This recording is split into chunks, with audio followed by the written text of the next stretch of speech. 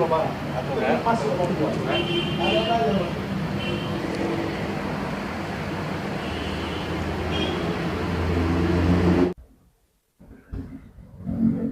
Bang, hari ini kedatangan kita ke Polda Sumut Bang.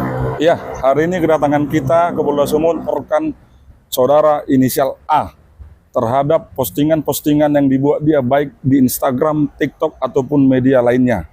Di sini kita melaporkan saudara A inisial A Undang-Undang IT dan istrinya. Karena apa? Akibat perbuatan saudara A, klien kita telah tercemar nama baiknya. Nama baiknya sangat sudah jelek di Sumatera Utara ini.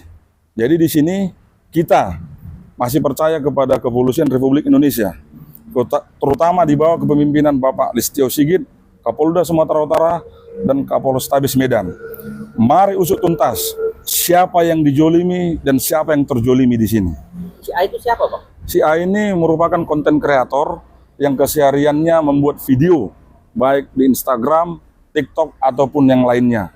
Kurasa menurut hemat saya, beliau ini membuat konten seperti ini ingin menaikkan rating beliau. Jadi beliau salah. Kenapa saya bilang salah?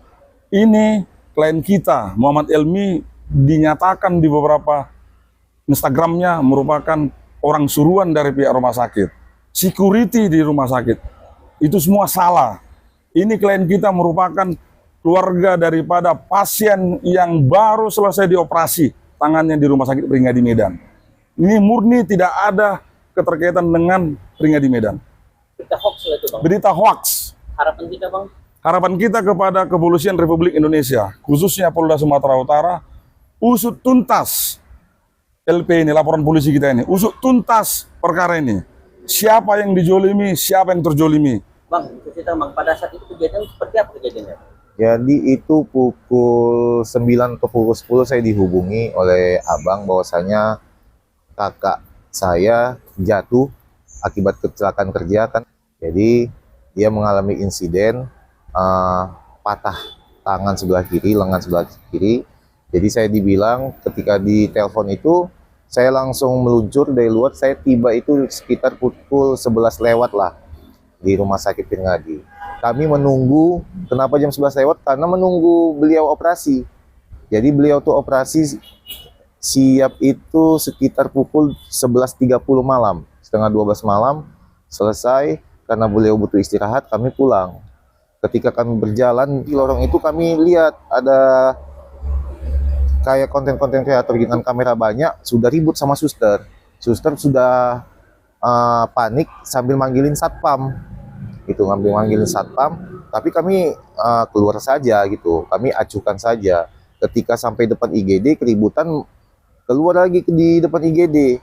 Nah, saya pribadi saya masih merekam saja, jadi penonton saja, walaupun saya tahu ini kayaknya keliru, ini salah buat keributan di fasilitas umum, terutama di IGD.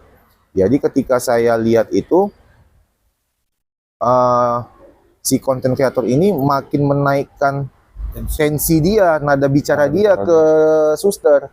Jadi abang saya itu refleks mendatangi, menegur, ini fasilitas umum, jaga ketertiban, hormati pasien. Adik saya ini pasien, baru selesai dioperasi, bisa dihormati nggak? Saya masih menyabarkan abang saya untuk tenang, kan gitu. Tapi lama-lama si konten kreator ini nyolot, makin datang orang tua pun dia nggak ada sopannya. Disitulah saya dorong dia untuk keluar dari sini.